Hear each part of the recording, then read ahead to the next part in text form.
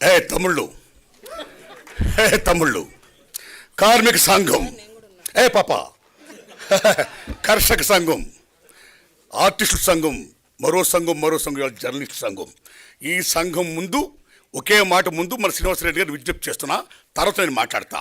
అయ్యా, ఈ శ్రీనివాసరెడ్డి గారు, మీరు ఇందాక చాలా మంచి మాట చెప్పారు. మీ అందరికీ స్థలాలు ఇప్పించే బాధ్యత నాది. అయితే మీరందరూ దాన్ని ఫ్రీగా ఎక్స్పెక్ట్ చేయొద్దు. కాస్తో కోస్తుంది కాబట్టి మీరు కూడా కట్టాలి. దానికి తగ్గట్టు నేను ప్లాన్ చేస్తాను దరిదాపులు అన్నారు మీరు. నా విజ్ఞప్తి సారో, ఇళ్లను ఫ్రీగా ఇప్పించండి సార్. జర్నలిస్టులకి చాలామంది పేదలు ఉన్నారు అక్కడ. డబ్బొద్దు సార్, ఫ్రీ. ఆడగొట్టుకుంటారు ఇళ్ళు.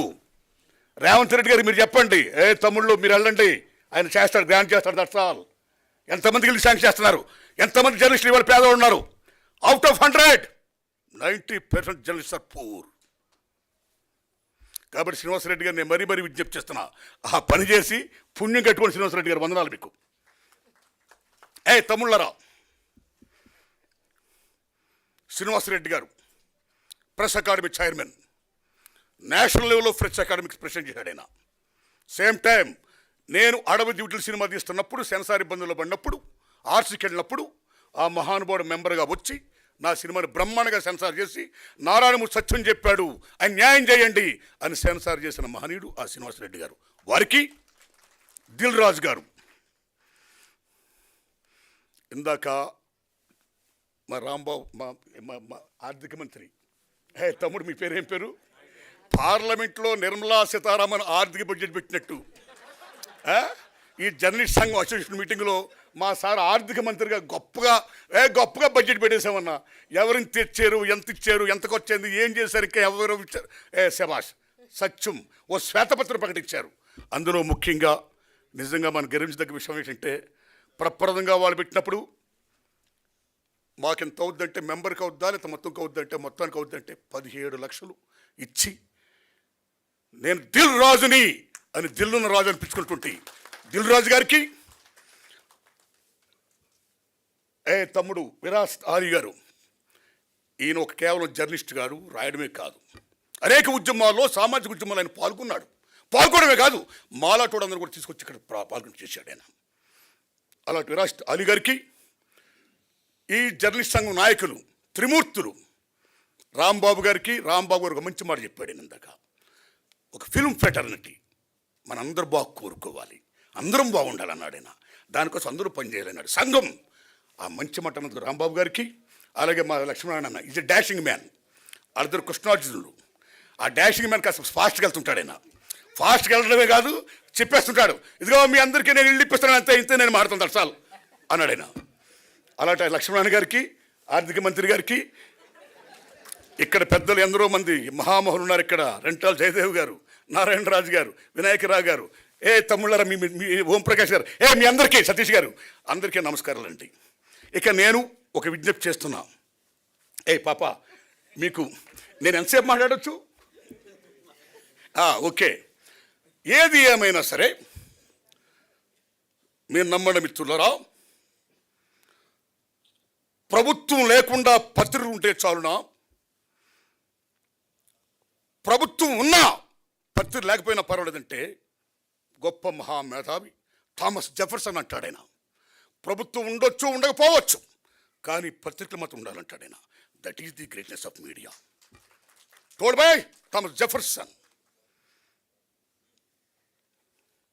ఏమి మీడియా, ఏం పవర్ఫుల్ ఇది! అలాంటి మీడియా నెపోలియన్ బోనాపార్టే 1000 తుపాకుల కన్నా మా రాజ్యాన్ని ఒక 4 ప్రశ్నలు సంధిస్తే మేము ఓడిపోయే భయం ఉంది. కాబట్టి నేను తుపాకీ అంటే కూడా ప్రెస్కి భయపడతాను, కళానికి భయపడతాను, కాగితానికి భయపడతాను, రచిత మెదస్కు భయపడుతున్నాడు Napoleon బోనాపార్టే. That is the greatness of press, that is the greatness of media, right? ఇలాంటి మీడియాలో ప్రప్రథమంగా భారతదేశంలో 1924లో గుజరాత్లో మౌజ్ మజా అనే గుజరాత్లో ప్రప్రథమంగా సినిమా జర్నలిస్ట్ పేపర్ వచ్చింది, మౌజ్ మజా. బెంగాల్లో బైస్కోప్ అనే మ్యాగజైన్ వచ్చింది. ఢిల్లీలో చిత్రపాత్ అనే మ్యాగజైన్ వచ్చింది. బొంబాయిలో ఫిల్మ్ ఇండియా అనే మ్యాగజైన్ వచ్చింది, బాబురావు పటేల్. ఇలాగెందరో మహానుభావులు భారతదేశంలో సినిమా మ్యాగజైన్ అలాగ మొత్తం చేస్తూ ఉన్న దశలో ముఖ్యంగా మన తెలుగు రాష్ట్రంలో కాశీనాథు నాగేశ్వర పంతులు గారు ఆంధ్రపత్రిక వ్యవస్థాపకులైన ఆయన స్వతహాగా నటుడు కళాకారుడు కాబట్టి ఆ రోజుల్లో ఆంధ్రపత్రిక పెద్ద ఫేమస్ కాబట్టి ముళ్ళపూడి వెంకటరమణ గారు అందులో రచయిత కాబట్టి జర్నలిస్ట్ కాబట్టి మీరు నమ్మండి మిత్రులారా, ప్రప్రథంగా సినిమాల గురించి నాటకాల గురించి ప్రప్రథంగా కాశీనాథ్ నాగేశ్వర పంతులు గారి ఆంధ్రపత్రికలో వచ్చింది. ఆ తర్వాత రఘుపతి వెంకయ్యనాయుడు గారు 3 థియేటర్లు 18 నుంచి ఇంకో 2 థియేటర్లు కట్టడం వల్ల స్టూడియో కట్టడం వల్ల then cinema journalism started in South India, ముఖ్యంగా మద్రాసు కేంద్రంగా. అలాంటి సినిమా జర్నలిజంలో ఎటువంటి మహామహులు ఓ కొడవగంటి కుటుంబరావు గారు, ఓ కొల్ల బ్రహ్మానందరావు గారు, ఓ రెంటాల గోపాలకృష్ణ గారు, ఓ ముళ్ళపూడి వెంకటరమణ గారు, వాసిరాజు ప్రకాశం గారు, ఎటువంటి మహనీయులు మోహన్ కుమార్ గారు, శ్రీనివాస్ గారు, ఎలాంటి మహానుభావులు జర్నలిస్టులు ఈవేళ ఎంతోమంది, ఓ ప్రభు, ఓ వినాయక గారు, మీరు ఈ జయదేవ్ గారు, ఇలాంటి ఎంతమంది మహానుభావులు కన్న గడ్డ ఈ తల్లి ఈ అమ్మ. ఇలాంటి దశలో అదే సినిమా ఇండస్ట్రీలో 3 ప్రశ్నలు చేయాలని కోరుకుంటూ ఆ 3 చెప్పేసి నేను విరమిస్తాను సార్. ఆ రోజుల్లో మీరు నమ్మండి, చాలా బ్రహ్మాండంగా రాస్తున్న సినిమాలు ఏమైతే ఉన్నాయో, ఆడుతున్న సినిమాలు ఏమైతే ఉన్నాయో, ఆఫ్టర్ 1 వీక్ తర్వాతే మీకు రివ్యూస్ రాసేవారండి. ఇంకో సినిమా ఇలా ఉంది, ఇది మంచి, ఇది చూడు. ఆఫ్టర్ 1 వీక్ దాన్ని బట్టి ప్రజలు వెళ్ళేవారు, నచ్చితే చూసేవారు, అతను మానేసేవారండి. కానీ ఈవేళ సినిమా రిలీజ్కి ముందే రివ్యూ, సినిమా రిలీజ్కి ముందే పాయింట్లు, మార్నింగ్ షోనే పాయింట్లు, రివ్యూ రాసారే బ్యాడ్గా ఉన్నాయి బాగుంటుంది. చాలామంది చోట్ల నిర్మాత ఎన్ని అప్పులు చేసి కష్టాలు పడి సినిమా రిలీజ్ చూసుకుంటే ఈవేళ 3 రోజులే, శుక్ర శని ఆదివారం రోజులు ఈవేళ కలెక్షన్స్ మోజులు. కాబట్టి మిత్రులారా, పాత్రికేయ మిత్రులారా, social media, print media, electronic any medias, దయించి సినిమా గురించి మీరు రాసేది ఏమవుతుందో ఇమ్మీడియట్గా దాని భవిష్యత్తు తేల్చేయకండి. చూసే జనాన్ని కనీసం 3 రోజులు చూడనివ్వండి, తర్వాత చెప్పండి. నా humble request, this my request, right. రెండోది క్యారెక్టర్ అసాసినేషన్. ఆ రోజుల్లో కూడా మీరు నమ్ముతారా? మాగాపు రామన్ పేరు విన్నారా మీరు? కాగడా శర్మ పేరు విన్నారా? ఆ రోజులు హిందూ నేషన్ కాగడా మధ్య పత్రికలు ఉండేవి. రూపవాణి ఒక మ్యాగజైన్ ఉండేది. ఆ రూపవాణిలో పరమేశ్వరుని సార్ ఉన్నాడు. ఆ సార్ గారికి సావిత్రి గారికి చిన్న క్లాష్ వచ్చింది. ఈగోయిజం. మహాభారతంలో వ్యాస మహానుభావుడు ఏం చెప్తాడు? యుద్ధానికి మూలం ఆడది, ఆస్తి, అహం, అధికారం అంటాడు ఆయన. ఆ అహం దగ్గర వచ్చింది ఆ పరమేశ్వర గారికి సావిత్రి గారికి. అక్కడి నుంచి కోర్టుకు వెళ్ళారు. సావిత్రి గారు కోర్టుకు వెళ్తే మహానటి, ఏం మహానటి, మహాతల్లి. కోర్టు మొత్తం అంతా గగ్గోలు, జనం బేబచ్చు. ఏందయ్య రోజు సావిత్రి గారికి ఇక్కడ రావడం, అమ్మ ఆ కేసుని ఏదో మొత్తం చేసేయండి అన్నారు. పెద్ద మనిషి కూర్చొని చేశారు. కానీ అసాసినేట్ చేశారు సావిత్రి గారి క్యారెక్టర్ని. చాలామంది తిట్టారు, చాలామంది కొట్టబోయారు. అలా తర్వాత మాగాపు రామన్ గారు, అలా చాలా మీకు తెలుసు కాగడా శర్మ గారు.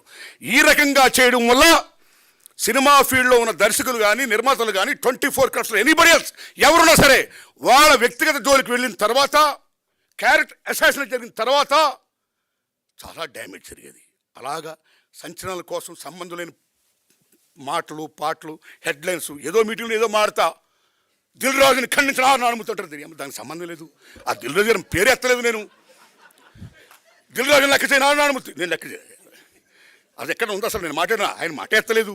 సో నన్నని కాదు తమ్ముళ్ళారా, ఈ రకంగా చేసేయడం వల్ల ఈ మధ్యలో చాలా గొడవలు వచ్చాయి. కాబట్టి ఈ రకమైనటువంటి అసాసినేషన్ సంబంధించిన మాటలు కానీ ఇది కానీ, ఎందుకంటే you are a most powerful media, దయించాలి రాతలు రాయొద్దని మీరు దండం పెడుతున్నారు సార్. ఇది రెండోది సార్. ఇంక మూడోది సార్, ఈవేళ సినిమా చాలా క్లిష్ట పరిస్థితిలో ఉంది. ఈవేళ సినిమా అంటే కేవలం దిల్ రాజు గారో, అల్లు అరవింద్ గారో, సురేష్ బాబు గారో, మైత్రి మూసో వీళ్ళే కాదు నిర్మాతలు.